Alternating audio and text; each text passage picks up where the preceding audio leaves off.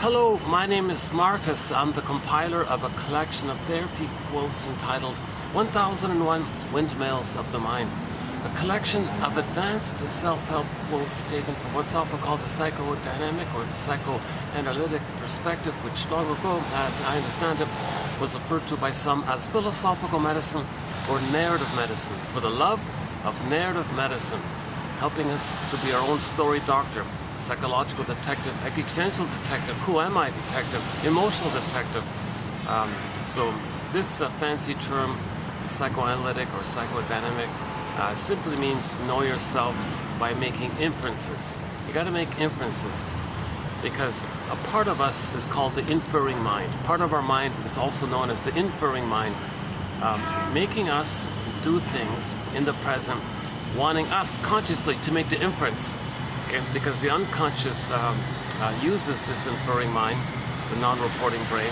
Okay, it's so there's a part of us called the denied self, the repressed self, the secret self, the shadow soul. It's the one who walks with me, who's not like me. Someone's living my life, I know nothing about him. Okay, in literature, it's the motif of the double. So in literature, the device is, okay, if the protagonist bumps into some stranger, but that stranger is a personification embodying everything that's denied in the person. So the protagonist is meant to befriend this stranger because that's him. It's a science fiction, metaphysical fantasy concept. Okay, so you dialogue with yourself. So you get to know this character, befriend this character, and then as you do so, you know more about yourself, and then you feel more whole. That's healing and wholeness. Okay, and then when you accept yourself more, things line up and your symptoms go away, kind of thing. But you got to get to know yourself. So how do you get to know yourself? Well, create a character called the double self that personifies and embodies everything about you that you don't know, and befriend that character. That's the idea of the literature, the motif of the double. Otto Rank has a very good essay on it, simply called The Double. Short essay, excellent essay. He bases it on the play called The Student of Prague. Some old play, and it was made into a silent film in the 20s. So a basic idea, a guy bumps into some other guy, stranger kind of guy, and again it's a metaphysical story, and the protagonist is meant to befriend this guy, and now he didn't. He argued with him. Instead, he resisted it. He got into this big fight with this character, never knowing that it was him. Never knowing that that person that he hated and all that, that everything about that person belonged to the protagonist. He was meant to get to know that's it, because that's a voice for his denied self. So he got into this big fight like this, and when he hurt that guy, he was hurt. And on the tombstone it said, "Here's a guy that never got to know himself." Basically, I'm paraphrasing a bit. Okay, so the moral of the story. Oh yeah, we had a quote about that from the Harry's Law TV show, season 1, episode 1. The character said, some people say the moral of the story comes at the end. Oh no, it's at the beginning. You only get it at the end. So it's there all along. You just only notice it at the end, but it was there all along. So all along in that play called The Student of Prague, that guy, it was there all along that double character was a personification of everything about him that he didn't know.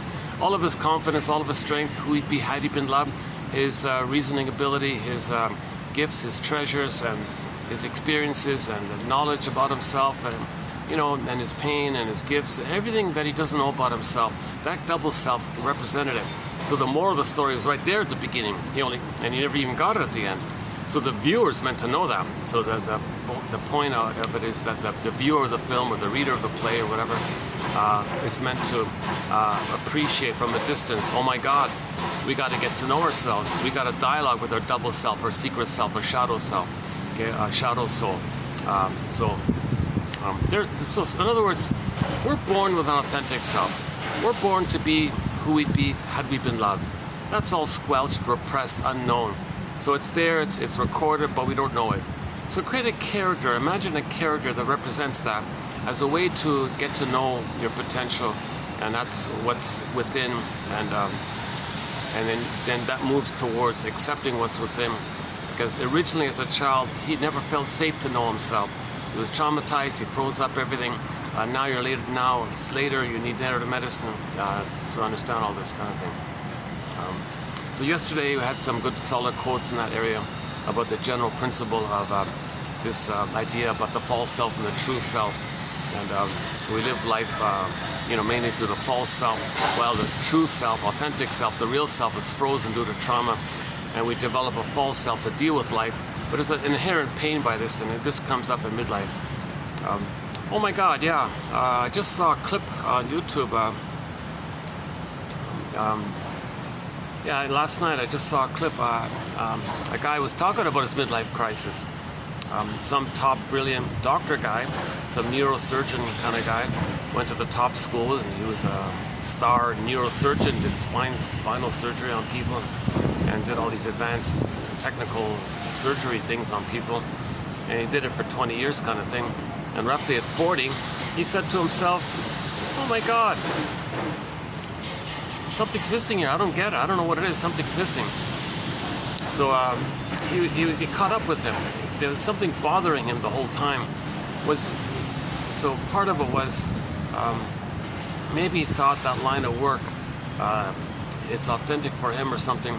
But part of his story was the realization that what he was doing was really helping people authentically. Yes, you alleviate suffering for the most part for the time being, but a lot of people would get the symptoms back. So is that meaningful like that? And he's well paid and everything was okay, happy environment and all good conditions, and drove a sports car, whatever, fancy. I think everything. He was the top of his career and all this.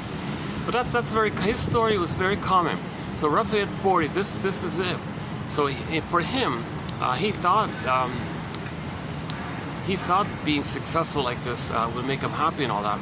But you're only happy when you're connected with your authentic self, your beingness, your sense of self, your ontological self, your feel-for-forness self, your embodiment, your emotional body like that. Okay, so this is not specific to him. This is just a very common pattern.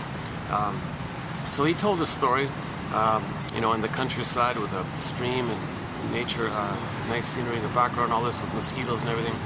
Interesting story of his, and kind of brave like that to do that. And so yeah, he got like 2 million views overnight. I don't know how that happened.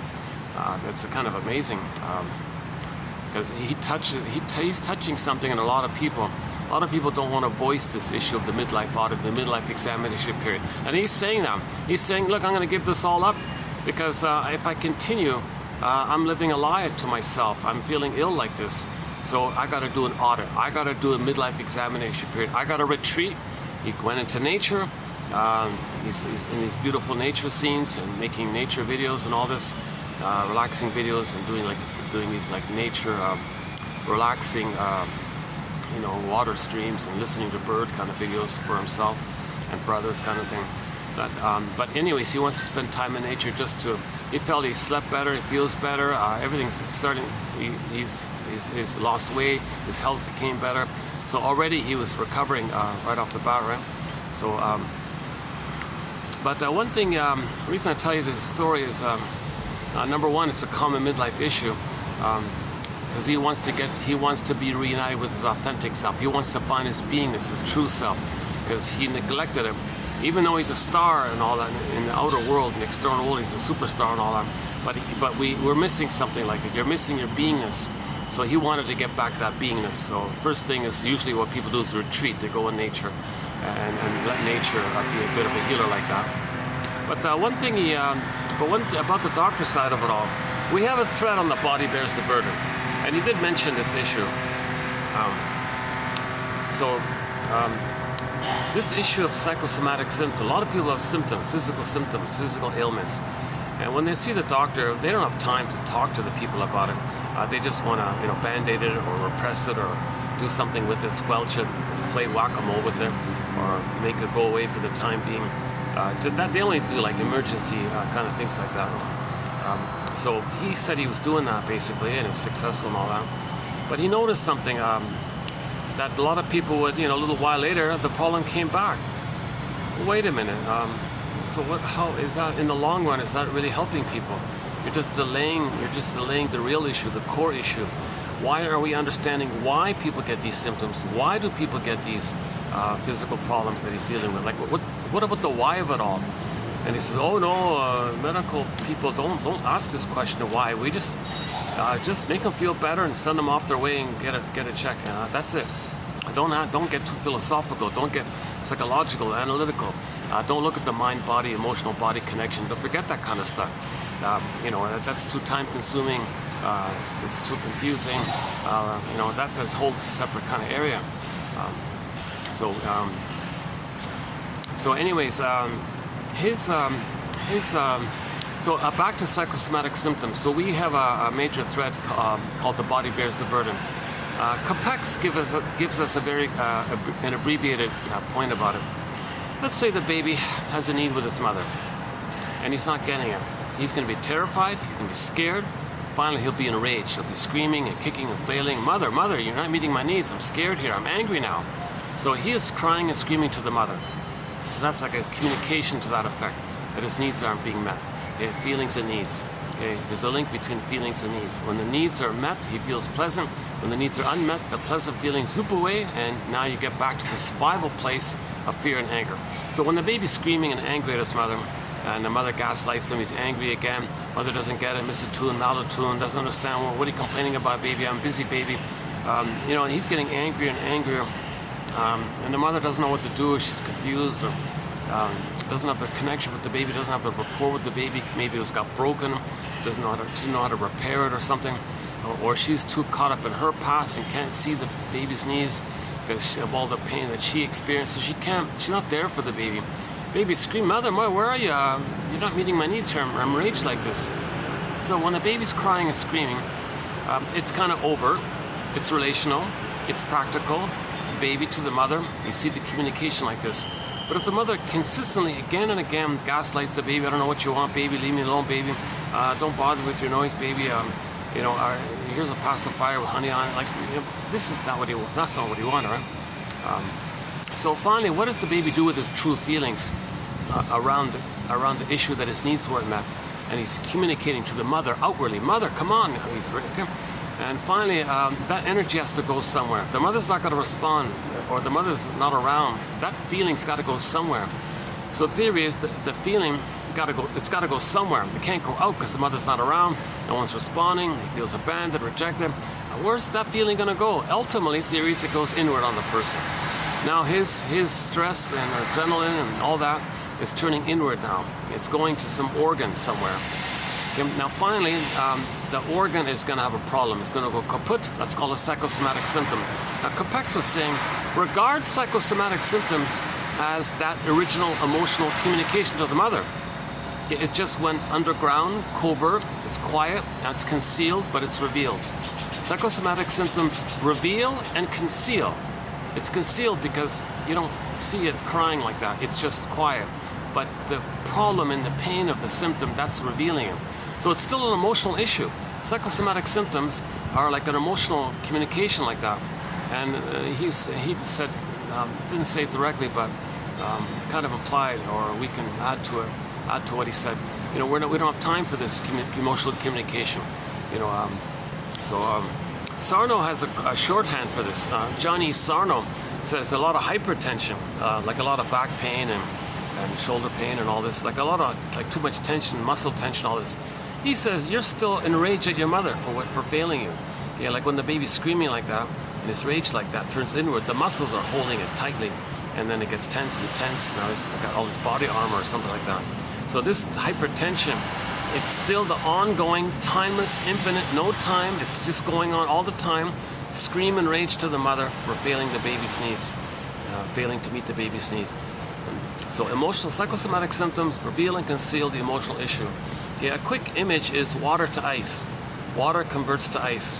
Okay, emotions that can't flow, it goes to the organ like that, and it gets hard and blocked there, like a block of ice. Okay. So the body bears the burden. The body keeps the score. The body remembers the mysterious link between mind and body. Every body tells a story, that kind of thing. So So a lot of people, when they have a physical symptom, that comes up, often in midlife, people get a physical symptom midlife, okay, and they're meant, the person who has a physical symptom, they're meant to realize themselves, this is probably emotional, this is psychological. They're not communicating, they're not making I statements, they're not free associating, they're not saying their real feelings, they're not investigating the truth about their childhood trauma, they're not trying to forgive the mother, understand the mother, a lot of pain, they're denying, they're repressing, denying, and then the body bears the burden. So when the body finally breaks like that, that's like, it's an ongoing emotional cry in the communication to you. So your unconscious is communicating to you.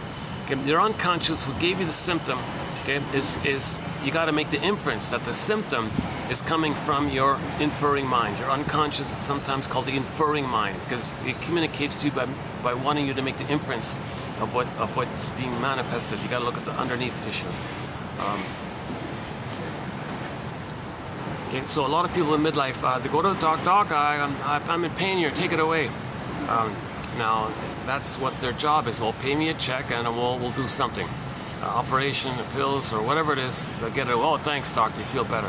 I didn't cure anything because what caused that is still going on. Okay? But for the time being, you patched a hole or you put a bandage on or something. You did something, you know, like you numbed the, I don't know, all these little things people can do. But what's causing the pain, it just gets diverted in some other way. So there might be another psychosomatic symptom in another way. It just diverts around some other way because the thing is still going on. Okay, so his metaphor for this, it was not too bad. He said his mentor told him the metaphor for this is that imagine a house with a leaky roof. Okay, and then it's leaking and leaking and leaking. Nobody knows it, nobody pays attention to it, but it's just keep leaking and leaking. Finally, there's the moisture and mold in the walls. Insulation is all mucked up. The drywall is all mucked up. The paint is peeling off. All this smells, and the whole wall is kind of all damaged, like due to the moisture, the water problem in the walls like that. So what does the house owner do? Okay, call in the construction people. They rip off the drywall, rip off the insulation, put some new insulation, put some new drywall, put some fresh paint on it, wallpaper on it, and thank you very much, here's your money to go away. Meanwhile, it's still dripping. It's still dripping, so it's going to come back. Okay, so his concern is nobody's looking at the dripping. Yeah. So that's a pretty good ballpark, not perfect, but a good ballpark metaphor for the psychosomatic issue. Okay, in the psychoanalysis, we look at the dripping.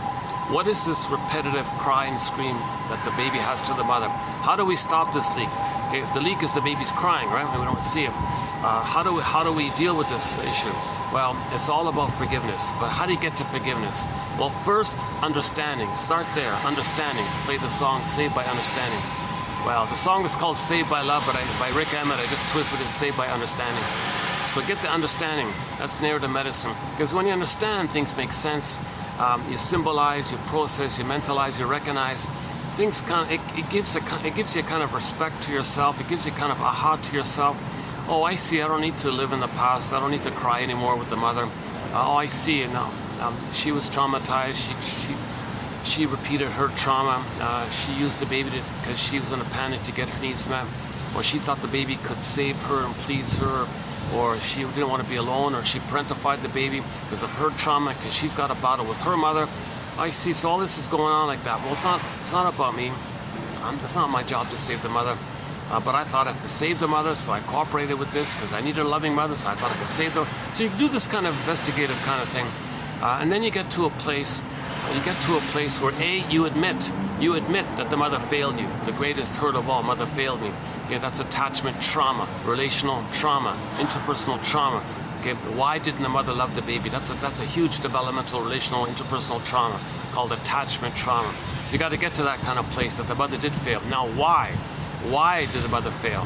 Okay, so you got to realize that she failed because she was stuck in her past and couldn't see the present because she transferred her past to the present and saw her new present always as her old past, and she constantly lives in her past, and all time for her is that past.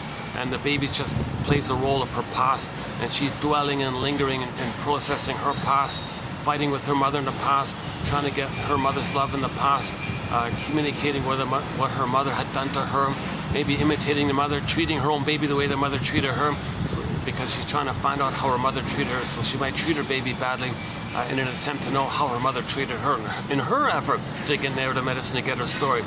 So now let's say, ideally that mother would make the inference that if she's treating her baby badly, that's the inference that for her to know that that's how her mother had treated her. Then she can go on the journey and work through yesterday's topic, working through the mourning basically. Then she can stop repeating. You know, sometimes the mother wants to control her mother, so uses the baby as a standard for the mother, wants to control the baby, thinks she's trying to control the mother because she's still stuck in the past. Okay, yesterday's topic, in the unconscious, there's no time. All time is that time.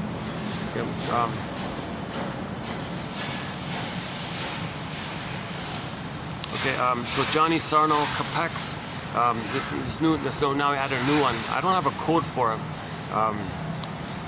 Yeah, maybe I'll dig up the code for it about the leaking roof kind of thing. So the leaking roof he's talking about, that's a metaphor that there's still this timeless scream going to the mother. Mother, you didn't meet my needs, I'm screaming. Mother said no. Mother, I'm crying for love. Mother said no. Mother, I'm crying for love. Mother said no. This is a constant pain. This is pain. Pain leads to guilt, leads to death, leads to all this you're blaming yourself now, and what's wrong with you, and you feel guilty all the time. This is the leak. This is spinning around. There's a physiological response to it. This physiological response builds up to an organ, and you get the psychosomatic symptom. So to stop the leaky roof, okay, we got to identify what's called repetition compulsion. Repetition compulsion. When there's trauma, we repeat because that part of the brain, when trauma takes place in that survival brain of the babies, there's no time in that brain. Now, the baby needs mother's love, but there's no time.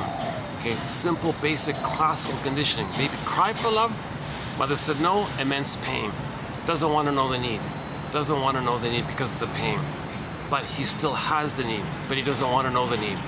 So he's going to repeat it, but not know the need, but he's got to repeat it, looking for mother's love, but the pain.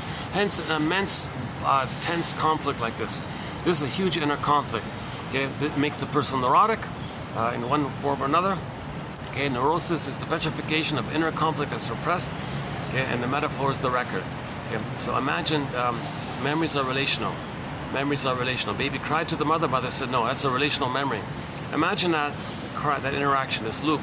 Okay, baby cried for love, mother said no. Remember, imagine that interaction grooved in on a 45 record, as the metaphor is as a song called "The Cry for Love." Okay, and that's all the person has. That one record, that 45. He carries it with him everywhere he goes, every new place, every new job, every new place, project or relationship. He plays that record. Meaning he's going to orchestrate in the present, see in the present, distort the present, make the present a new edition of the past. Okay? So the present is going to become what they call the presenting past, or he's going to transit the past to the present, and reenact the past and the present, called transience, acting out, because you're going to act out like actors and stage it like a psychodrama, like a melodrama, that past interaction, using people in the present as stand-ins for the past. So you're going to orchestrate it like that, and then your emotions are in that area. Yes, cognitively you function in the present, but we're talking about this your emotional needs for mother's love. And this way of repeating the record takes two key forms: the passive and active. If it's a passive way, the person in the present plays himself and orchestrates it or makes it happen that others will disappoint him because the mother disappointed him. Kind of direct like that, kind of benign like that. He's childish, he's always vulnerable and in pain, the way he was as a baby. Okay, that's sort of the original kind of setup. He just keeps repeating that. Now, if the trauma is very severe, okay, to the point where he's frozen in his development prior to 18 months, discussed yesterday, 18 months. If he's traumatized very severely by the mother, okay, she's constantly misattuned, constantly malattuned, not around, resentful, some old cunning tale, some issues going on with her, okay, and the baby's really frozen and really in a lot of pain.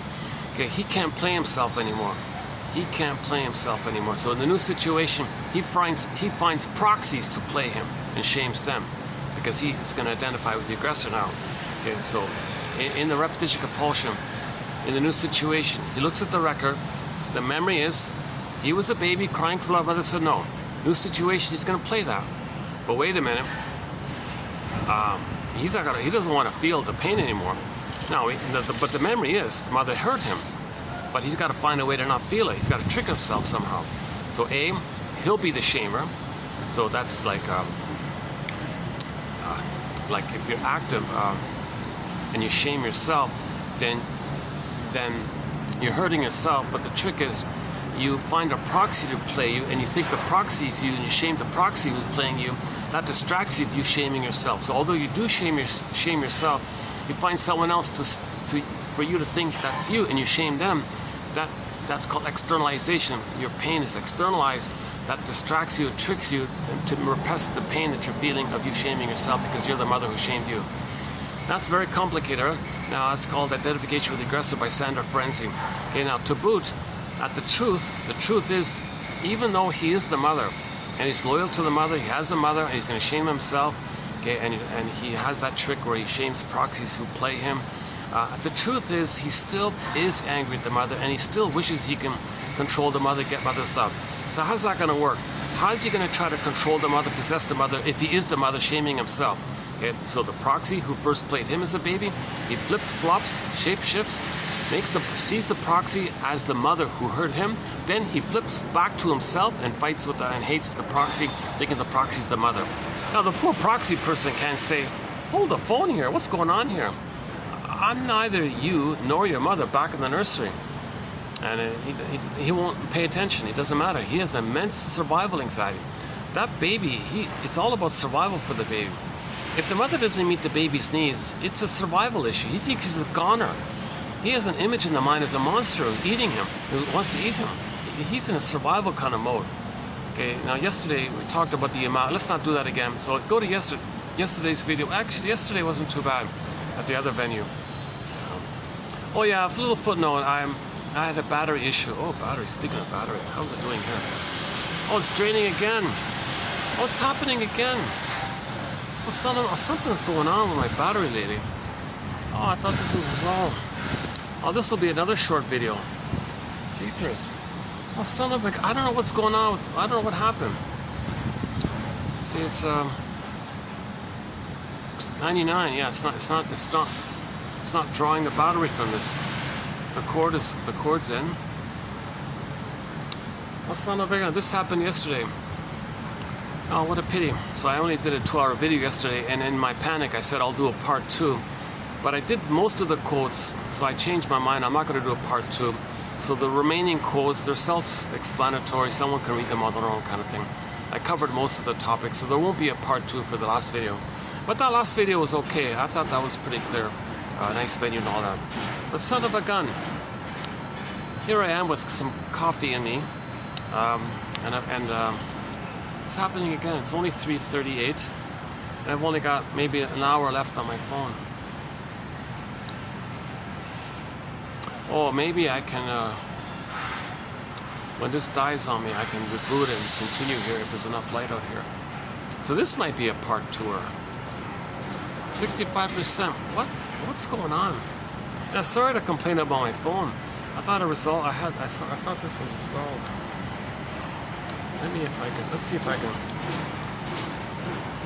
Let's try one more time. Let's see if I can reset this thing. Hold on a second. Yeah, what a pity.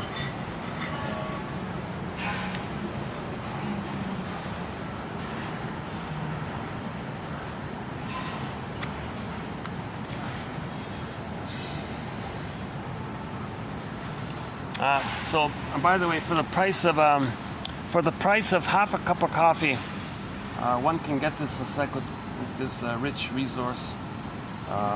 10,000 quotes, 60 topics, 2,000 pages. It's the best quotes from psychoanalysis. Now, since I'm not a shrink, these quotes are going to be clear, fun, easy to follow. With the odds being 1 out of 10 will be of help to anybody in midlife. Oh yeah, I'd love to send that gentleman, the neurosurgeon guy, a copy of 1001 Windmills of the Mind. All he's got to do is ask, and I'll give it to him. He's clearly fully in the midlife audit. He's a perfect example of the midlife transition. So he's on the hero's journey. People criticize him. Are you going to give up a good job to go fishing or whatever? No, I'm going to spend time in nature to calm my nerves down and get to know myself, because I want to find myself, my real self, my authentic self. That's the hero's journey. So he's on the hero's journey, that guy. So now the thing is, there's not much support for men at the midlife phase. People criticize and make fun of it, kind of thing. And there's a lot, and the knowledge around this area is always being kind of there was this men's movement in the 90s by Robert Bly and all this. So that was a kind of a huge help that way.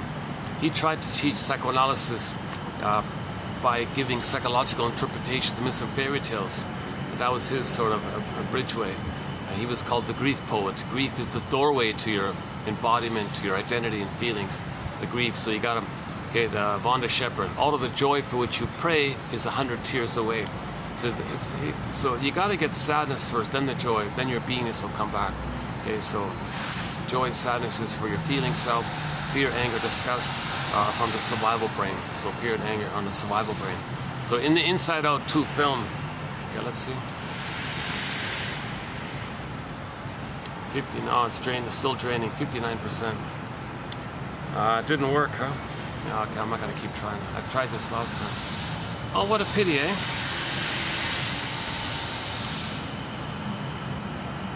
I did everything I needed to do, but I kept the thing cool. It's got to be cold. I got to reboot it when I start it. It seemed to work for about a couple of months. Big clunker, eh? Like the built-in battery on the phone is nothing, doesn't work. It's totally gone. I got to use this thing. But it's not drawing on it.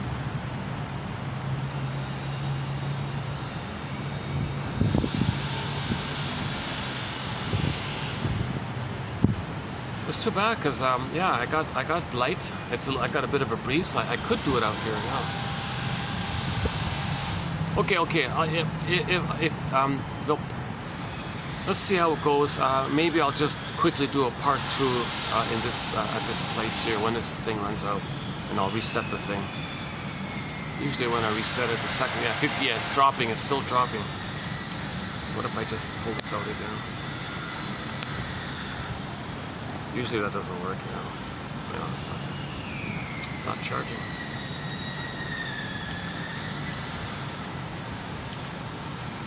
No, it's not charging.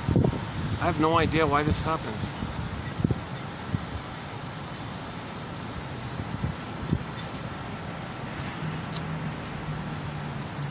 Maybe I gotta reset the phone or something. Maybe that's what it is. Okay, so yeah, okay. I gotta keep an eye on this. I have to stop it before it hits 0%, otherwise I lose the film. Okay, so I'm just doing an abbreviated version of the record. Every neurotic is a music enthusiast, but he only has one record. He carries it with him everywhere he goes. Every time he sees a turntable with never-ending fiery ardor, he plays that tune. Meaning in the new situation, he's going to orchestrate what's on that record. Now, what's on the record? He cried for love, mother said no. Now, if the trauma is before 18 months, he finds proxies to play him. He's the mother who says no to him, so he says no to the proxy playing him. So he projects his wounded, innocent soul onto others and shames and damages and hates him and mocks him, because that's what had happened to him, and he's the aggressive mother. That's a coping strategy babies adopt when they're abused. They identify with the aggressor. The babies would rather be the aggressive mother hurting him than always being hurt by her. So he'll be her, and the trick is he'll find others to shame, thinking others is him. It's called identification with the aggressor. And then once he's just shamed, okay, due to the primary mentation of Alice in Wonderland thinking, he'll see the proxy who played him as a baby, he'll flip it, and suddenly Quicksilver shapeshift and morph that image that of his soul into the proxy, he'll imagine, just poof it, oh, there's my mother into the proxy. Oh, now he plays himself, wants to control, and he's angry and fighting with the mother.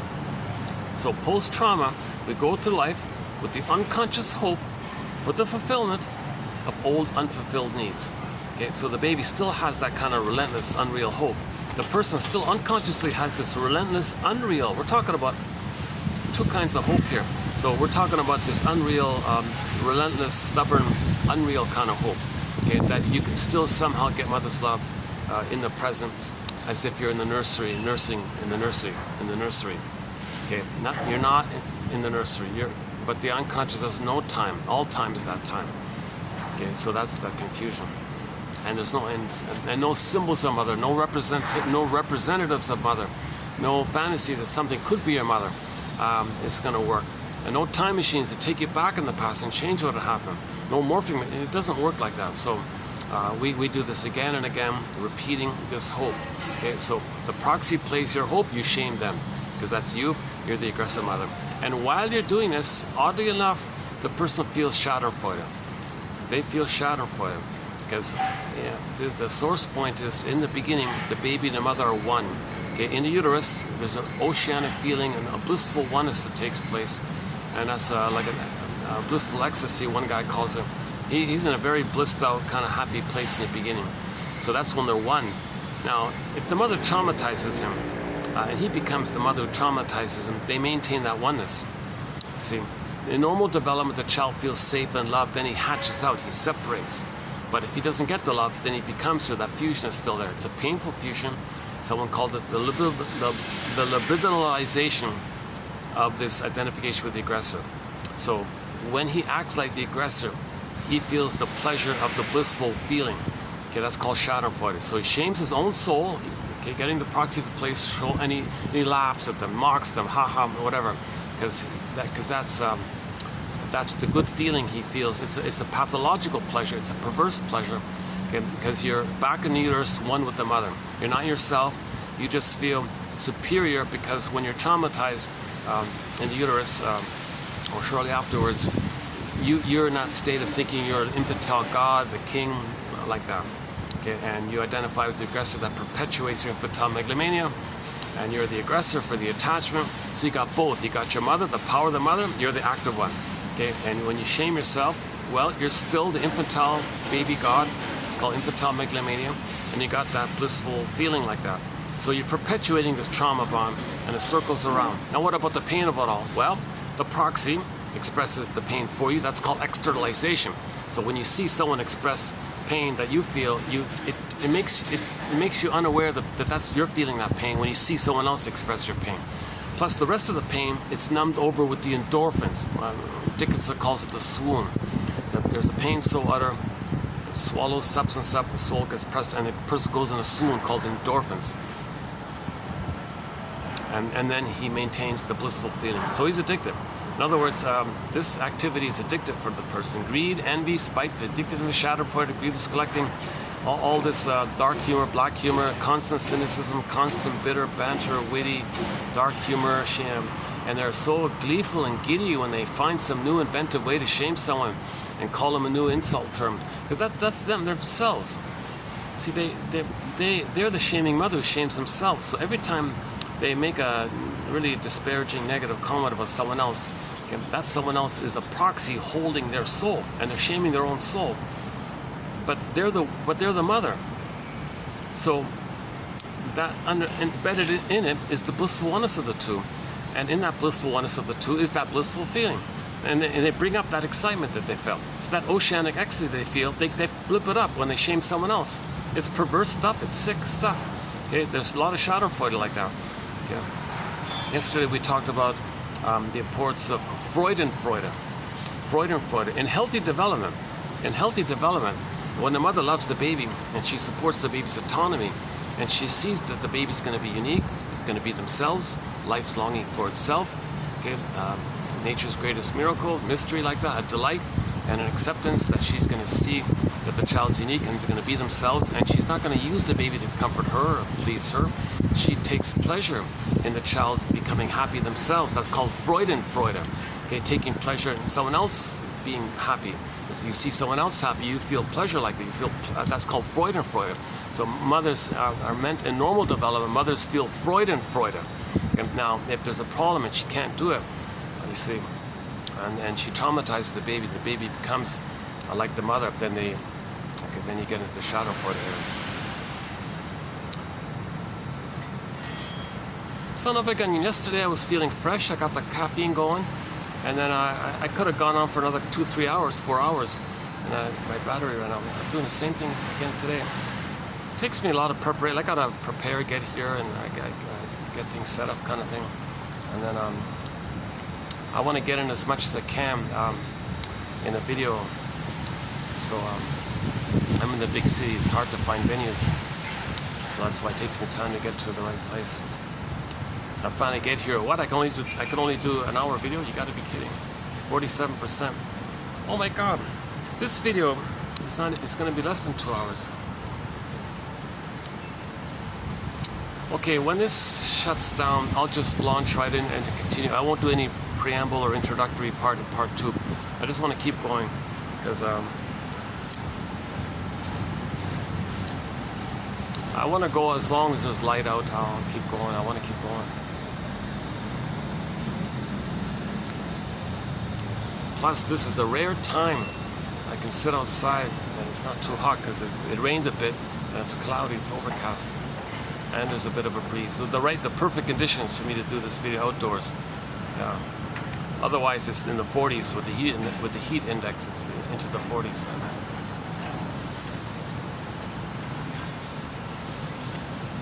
Yeah, I haven't been at this spot in quite a while. It's a nice little spot here.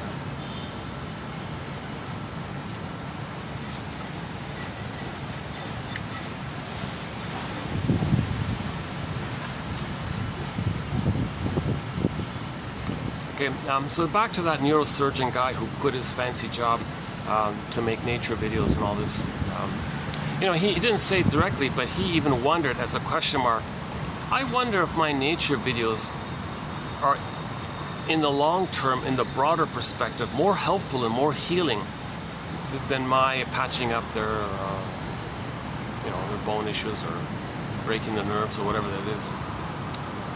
He disrupts the pain signal to the brain. Like, wow, Jesus. So you're feeling the pain, but you're going to trick the brain not to notice it. Things like that. Jesus Christ. And he felt immense relief by being in nature, so he made these nature videos and posts these nature videos on his channel.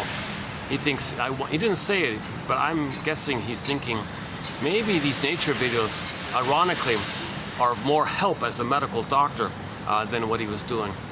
And, so he's just working it out. He's only 39. He's just beginning the journey, but he's off to a good start. He's lucky because he's got the funds to do it. And he's got a supportive wife and all this. And, he's got a cute little dog with him and all this. So yeah. So you just got to stay with it. You just got to keep reading. He's obviously a very scholarly guy. I think he'll get into psychoanalysis. He'll read this. He'll read psychoanalysis. So I recommend the comic. So for him and anyone else in midlife, I recommend the comic, Psychoanalysis comic. There's a comic. No kidding, there's a comic called Psychoanalysis. It was put out back in 1955. Every 3 months during that year they put out an issue. It ran for 1 year, so there are 4 issues out. Okay? It was only 10 cents back in the day. It was out of print for decades and all this. But 4 years ago, the complete run got reissued in a hardback book. Plus, it's been digitized. So you can get this complete run of Psychoanalysis now available through the Dark Horse Publishing Company, EC Comic Archives or something like that. It's well worth it. There's 3 clients. The shrink helps 3 clients. Okay, Freddie, a guy named Freddie, a guy named Mark, and a lady named was it Ellen or Ellen? Yeah. And there were one had 3 therapy sessions, one had 4, and the other one had 5. So 12 sessions all in. And it's jam-packed. Those 12 sessions it gives you an immediate, direct, instant feel for what this whole thing's all about. He gives interpretation. He talks about trance. He talks about repeating. He talks about, the womanizer guy and overeating and There's the Don Juan syndrome. He talks about that. The scapegoating issue with Freddie. It's packed with material. That's the best introduction to psychoanalysis. Then I would recommend Karen Horney's books, in particular, Our Inner Conflicts, and her last book, Neurosis and Human Growth. Is that right? Masterson for sure. The Search for the Real Self. That's a good starting point. The Search for the Real Self, and the rest in his other books.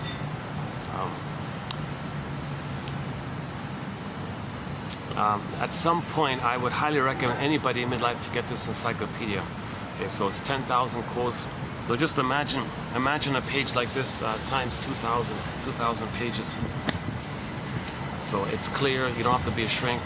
Okay, I'm not a shrink, and I haven't been analyzed. So let's do my disclaimer. I have not been analyzed. So I don't have a master's. I'm not a doctor. I'm not a gynecologist. I'm not a midwife, doula, nutritionist. Okay, I never studied counseling or psychology, nothing like that. I want to be analyzed. I'd like to do a full analysis. I'd like to do that kind of process. I keep reading about it. So the next best thing is, well, let's see through the books of like what can I learn on my own through the books, and then to learn I got to share it. That helps me to learn it. So someone said, if you want to learn something, teach it. Well, I'm not formally teaching it, but if I'm discussing it, I'm kind of learning it. So it's a little midway point. So the benefit, ironically, the benefit of yours truly is that the selected quotes are going to be clear. You won't get this convoluted, made-up, mushy jargon that's part of the campaign to distract people with red herrings and that kind of thing. So there's no Jung and Lacan, and a lot of the big names. We don't have those characters because they made all this fluffy new jargon to distract people. They wanted narcissistic reply. They wanted admirers, so they impressed you with new jargon, and they just talk in a pedantic way and want people to follow them. So they're narcissistic, and they wanted voyeuristic people to admire them, so they felt important like that. I don't know what's going on with a lot of these characters. Now with Freud, it's a translation problem. I don't, unfortunately, I wish I could speak German. I translate it myself, kind of thing. So we have no Freud because of the translation problem. Now, on occasion, when a German speaker or when a reliable, on occasion, I'll trust an author if they say Freud said such and such, if it makes sense to me. But there's not too much of that really. So we don't, in other words, there's no Freud, Jung, Lacan, Adler, Kohut, and all the other sort of semi-public, quote-unquote intellectuals. They're not intellectuals. They're nudged in that way to lead people down red herrings and distract people from the healing, get people lost like that. So Jung, I think that's. See, a lot of people at midlife, they're lost, they're confused. They come across the Jungian stuff, and they swarm to the lectures, and it's vague. It's appealing in a vague way, but it's not practical. It's too much new jargon, made-up jargon, new terms. They're not helpful, and a lot of things. A lot of people don't agree with them. Traditional like collective. No, there's no group mind. Come on, there's no brain somewhere in the sky that's doing all this. It's making us do things. There's no. Individuals have brain. Yes, there's a summed-up effect of everybody having trauma. You can talk about the summed-up effect when a bunch of people have trauma, how things look. But there's no separate mind like that. Now, if you're going to say something like that, you got to say it's a metaphor. I mean, you got to say it's as if like that. No, they believe this. There's a collective unconscious. They believe the archetype. Why do you got to say archetype? It's just a pattern, psychological pattern. Okay, and why? We already have motif. Why don't you just say motif then? Fairy tale motifs, mythological motif. These motifs are patterns. Okay, they're metaphors for psychological patterns, psychological traumatic patterns. Myths and fairy tales. Okay, the motifs, they're code for the psychological dynamics. For, like this cord gets pulled down, that's repression. A goddess and demon, that's psychic splitting, and so on and so forth. They've got a whole bunch like that. Okay, so we talk about Rapunzel and Snow White, and we cover a fair bit. So a major thread in our collection is psychological interpretation of myths and fairy tales from the psychoanalytic point of view, not this convoluted new jargon. So don't worry about that. These quotes are clear. They're simple and clear. If I get it, you're going to get it. I'm pretty sure everyone's going to get it. You know. But the odds, so what I'm aiming for is 1 out of 10. If you read 10 quotes, one will click. One will give you hope and inspiration. One will give you an aha, and then you're on the track. Now you're off. So that's Robert Bly's advice, to read psychology. Okay, now when we say the word psychology, you got to remember Reuben Fine. Okay, he's a shrink, but he was also a famous chess player. The heart of psychology, study of the soul, psyche, mind, soul, psyche, ology, study up. The heart of it all, the heart of psychology, the truth of it is this psychoanalytic area. If you're just looking at academic psychology, like the basic school stuff, pop culture stuff, that's either trite, vague, erroneous. It's fluff. It's not going to work. The soul of study of the soul is psychoanalysis like that, right? So start with the comic. Start with Masterson, The Search for the Real Self. Karen Hornheim. Okay, you can start in our collection with the Janoff codes, 2745 to 70, 26 video run. We covered 300 of the best quotes of his. So Janoff himself synthesized psychoanalysis in a clear way, and out of that synthesis of his, I plucked out the top 300 quotes of his. And so from that distillation process, you got like some fine, you got like a apricot wine, a puree, I don't know. You got some really high quality material there.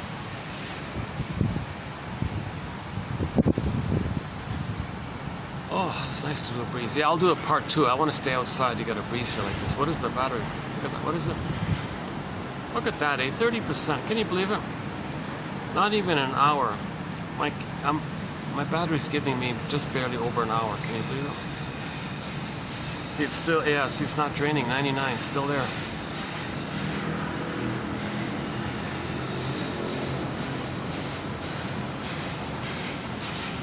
Oh, 98. 98, I guess, right? Jesus. Unless there's some... I wish there was some, like, one time I was fidgeting with it and it worked. It rebooted. Just mysteriously, just rebooted on itself. Let's try one last time.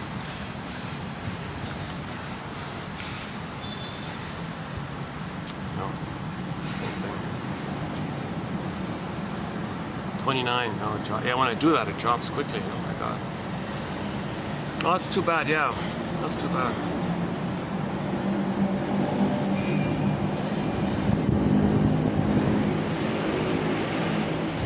So did we finish that one about the neurosurgeon, the midlife?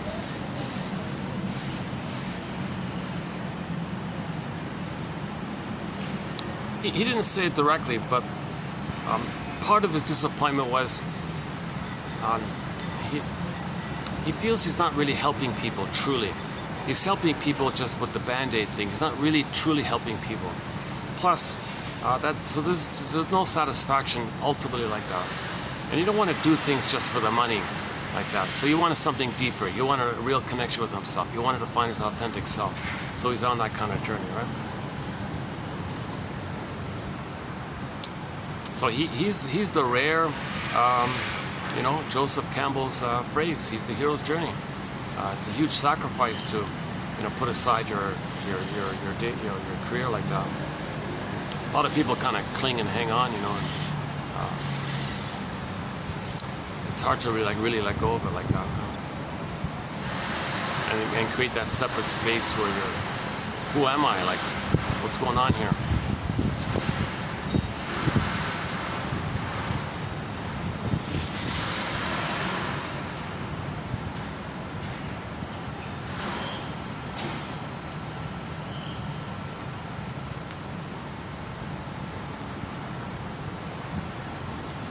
Like all of his other videos just have like minimal views, but suddenly that one he did, instantly, overnight got 2 million views. Oh my God, how'd that happen? Like what kind of video do I need to do to get 2 million views? My goodness.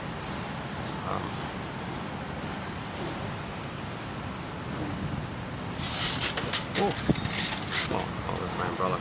Oh, I prepared the umbrella because I thought it was going to rain. Now, hold on a second.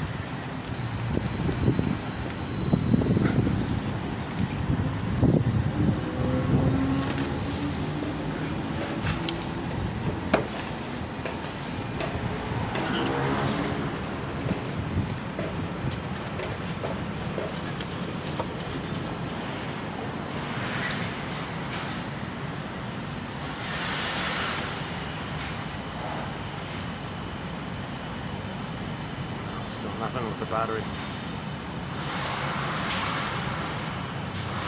Okay, there's a whole wealth of material about repetition compulsion, and then we talk about the stingers and the clingers. If the trauma is before 18 months, that's the perverse stuff that we talked about, the flip-flopping. Okay, so you find proxies to play your soul and you shame your own soul. But you externalize the whole thing to make you unaware of that you're doing it. Then you make excuses called rationalizations to cloak it all. Then the one you just shamed, who was your soul, you play yourself and you fight with your mother. So that's the scapegoating issue. And some parents do it to one of their children. That's why one child might be like a star and the second child might be the scapegoater one. Third child withdraws and the fourth child becomes a clown to help everyone laugh it off a bit. Anyway, one author had the 4 roles that children play when they grow up in a dysfunctional home. The hero, the scapegoat, the lost child, and the mascot. That was her little summary of it all. Yeah, we do have a thread on self-help quotes. Excellent material. So roughly 90% of the quotes come from the shrinks. 10% come from psychoanalytically minded self-help authors. So, plus a sprinkling of like poems and the songs and lyrics, and a major thread on psychologically minded TV show and film quotes like Route 66 and so on. Oh, we did one from Happy Days, actually, even that one. The Spirit is Willing episode. Season 11, episode 14, The Spirit is Willing, one in there, about nostalgia. Oh, that's one of our topics, nostalgia. Anxiety is a topic, okay, projection is a topic, and rationalization is a topic, passive aggressive is a topic, okay, object relations theory, okay, developmental theory, okay, the work of Edmund Berger. These are all the kind of topics that we have, and the stingers and the clingers, and there's a wealth of material. I'm just thinking about 15%. Should I start in on the quotes? Okay, why don't I just let this run out, and when I reboot the thing, we'll do 2857, a light quote. This is a bit of a treat for me. A breezy light quote. This is sort of like a poem by a young indigenous artist named Chantil Dukart. Is that right? She's got a poem called The Dancing Wolf. The Dancing Wolf. It's about codependency and romantic love. She wrote it to accompany and promote one of her songs. So she's like she's not famous yet, but she's got the potential, you know, if she sticks with it. You know, there's a couple of likable songs on her album called The Lady and the Champion. There's one or two. I thought there were a couple of songs that are not bad, but by chance I clicked the description for the song and found that poem in there, and she does it with other songs as well. So yeah, so in part 2, I'll see you in part 2. We'll do this nice little poem called The Dancing Wolf by Chantil Dukart, a young indigenous artist from Alaska, I think.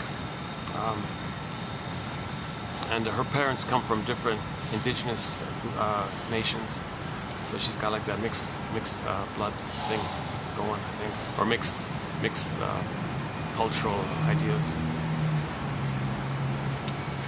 Let's see, 9%. Look how quickly it's going. Yeah, no, so I won't do it now. Yeah, so this will shut out in 2 or 3 minutes, so I'll do it when it gets to 1%. I'll hit the stop button, and then we'll go into part 2.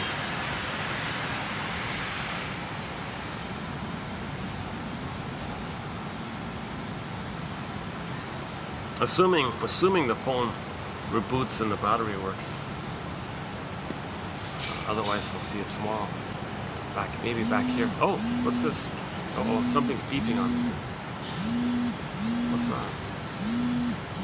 Oh, I got one of these annoying telemarketer, these bots, these computer things. I never answer them because, well, number one, if I answer it, the phone shuts out, I lose the video. That's not gonna work. Number two, you know, there's a possibility they try to steal your data or something, so I never answer these kind of things. Oh,